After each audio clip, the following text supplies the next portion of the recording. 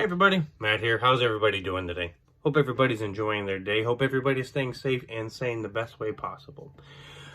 So yesterday I asked if everyone could hit that like button and subscribe button, share button, all the other fun stuff that you possibly can, and I'm asking that today. Hit that share button, hit that like button, hit the subscribe button if you're not subscribed already, and come hang out with me. I'm going to try my hardest to release a video every single day, at least do the best I possibly can. So as you see, I am not in a vehicle. I am not having to prove anything here that I'm moving at all. I'm stationary, sitting in my seat in front of my laptop. And I figured since I haven't had a chance to, why not actually read another page? Sounds like a fun idea, don't you think? So before we get started, this is my cover. As you can see, it has the orb, it has the mace. This is what Bamed's looks like. This is the forest that they have on their planet Lidus. Like I said before, Lidus doesn't have anything on it except for like homes or huts, whichever way you want to call it, that has no electricity. They keep the bare minimum on their planet because they don't need a lot. All that they are is literally a society of extremely intelligent beings that keep peace amongst their sector and everything. So like I said before, the moon bases have all the electricity, electronics, ships, cities, everything is on there. But on the main, this is the forest that they have throughout the entire thing. There are mountains, there's some snow, there's a lot of lakes, waters, animals galore, and that's the beauty of it, is that on that planet, that's their planet. So Bamed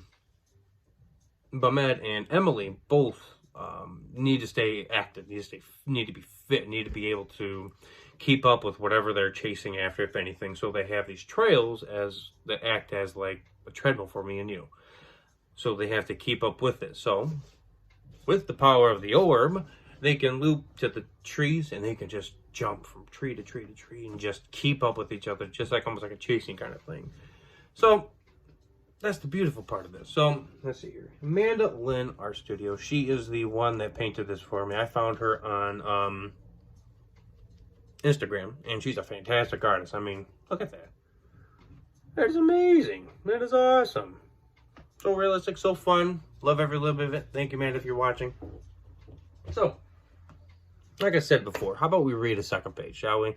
I think that's great, and I think a great idea, and it will open up a little bit where we left off before. I'm going to overlap a little bit, so it's not going to just start off like in mid-sentence, and you'd be like, what the shit's going on? So let me scroll back up. Nope, not that way. There we go. I'm going to overlap by half a sentence so you know what the hell's happening, and then we'll continue on. Sound fun? All right, here we go. Be sure to hit that like.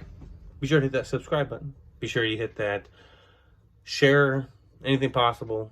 I want to help people get to a good book. I won't sell a bullshit book, because if I thought my book wasn't that good, I obviously wouldn't have published it, but I sure as hell wouldn't be like, oh, gotta buy my book. But I think it's a great read. I think it's fun. I think it's a good time, and I hope you guys find out by purchasing it and hanging out with it and waiting for the second book. So here we go. Thank you for stopping up by. Here we go. Or I will be transported back to the ship once again. If on the planet, needing to get back, of course, free of obstruction and in our designated areas. I add to further my father along with his speech.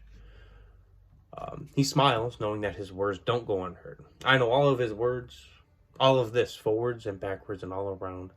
The words keep going in my head one last time as I wipe the sweat away from my brow and rub it on my gray oversized cardigan as I start to fake hyperventilate.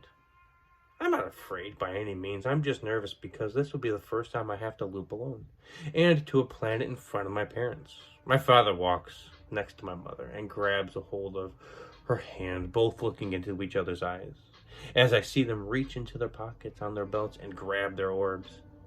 I look down at mine as it is still a swirling smoke scene from a volcano.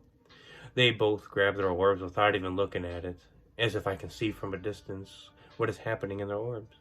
My mother winks at me and smirks, raising her beauty mark, and says, I will see you shortly, when you finally make it down to us. Take all the time you need. But we will not come back up for you, so don't make us wait too long.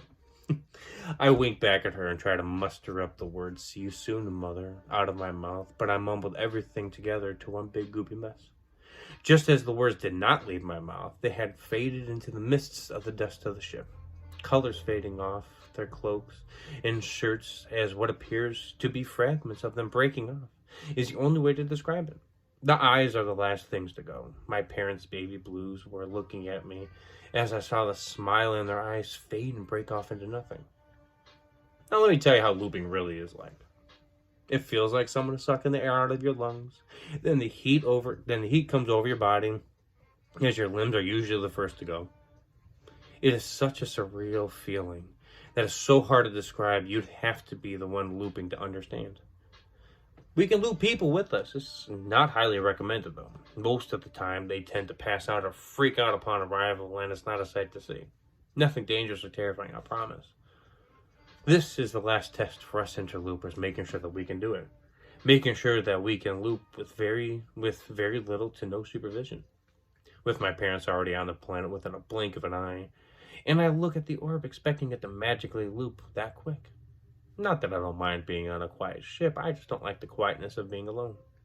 Rolling the orb in my hands, trying to align the lines to get the clouds appearing in the orb. Nothing was happening at first. Frustrated and upset, I wiped the sweat away as I began to calm my breathing. Trying to overcome whatever it is that's keeping me from doing this, as I keep rolling it around my hand to different positions. Nothing still. I need to keep the confidence that I have with my parents with me. When they were here, I had no problem getting the smoke to start up. Finally, after what seemed like an eternity, I got the smoke starting. Rotating between every color there is on the rainbow, I try to line up the lines on my hand with that of the orb. Moving my hand in every which way possible, I start swearing up a storm, getting frustrated and pissed off that I can't do it as quickly as them. I have to calm myself down in order to get the full concentration I need to make it happen. Finally, the lines light up to a bright, blinding white light that illuminates the room of our ship. And that is page 2. So what'd you guys think? To me, it's fun. It is describing exactly what it's like to loop. Like I said, heat comes over their body because they're transporting, there we go, this body from where they're at to another place. Whether it be in this case, down to a planet, or to the ship if they're on a different part, or hell, to in front of a bad person that they're trying to chase, just to make sure that they keep up with everything. Now, I understand that this is only page 2, and some of you haven't read my book yet, and that's fine. And trust me, I respect that, and I think that's great. But I think if you purchase the book and you continue to go on further, like this isn't the last time I'm going to read a page from my book. I'm obviously going to continue reading. Page 3 is literally right there. And that will be coming shortly. I think that once you guys get like the gist of what's actually happening and why he needs to get from his planet Littus to Earth, I think you'd thoroughly start being like, damn, this is a pretty badass book. But in order to get there, you kind of need to go find it. You need to buy it. Like I showed you the cover of it. Cover of it's pretty, it stands out a little bit. It doesn't really show the space part of it, but it's a space, cyberpunk, space, sci-fi, space adventure, blah, blah, blah, kind of thing. And I think that you guys would thoroughly enjoy it just as much as I do. And I'm not saying it because it's my book. If this book was handed to me and was described the way that I am to you guys, I think everybody would enjoy it. Come hang out. Come find Through the Eyes of an Interloper. Fantastical book. I love it. And like I said before, I'm not bullshitting you. I'm not trying to sell a bullshit book. I'm legitimately selling you a great book. And I think that you would enjoy it very much. Come hang out. Come find it. I promise you, you won't be disappointed. So like I say every single time, take care of each other. Check on your neighbors. Please be safe out there. Do the best you possibly can. I think the snow melted and everything. So roads are safe right now if you're in the region. But in the meantime, take care of each other. Be safe. Till next time. Till tomorrow. Hopefully we'll hang out and we'll read another page or we'll figure something else out to read. So thank you so much for stopping by. Have a great day. Bye-bye.